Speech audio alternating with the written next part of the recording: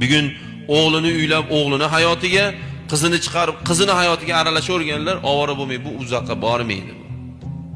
Bitta paypoq olishiga ham aralashaverar ekan bitta oilada ona, kuyov bolani onasi. Shu darajada ekanki, kuyov bola kirib va xotinim paypoq olib ber deyapti. Olib beraveraymi?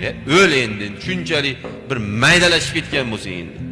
So'raydi, uyga borishda ona hurmatan so'raladi. Uyga borib kelsin maylimi? Shu o'liyatuvdi, reanimatsiya o'tkazsam maylimi?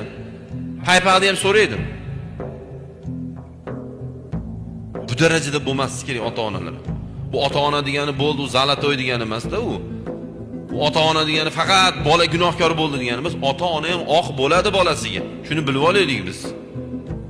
Agar o'zining haqlarini berib qo'ymagan bo'lsa, o'zini burchlarini bajarmagan bo'lsa ota-ona, nima bo'ladi?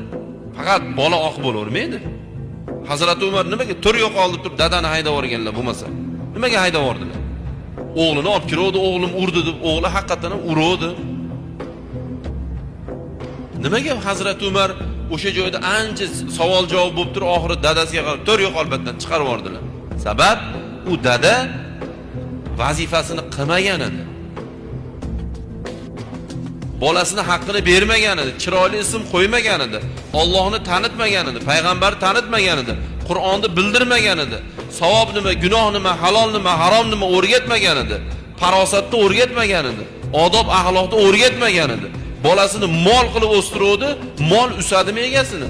Xuddi molni singari o'sib qo'ydi.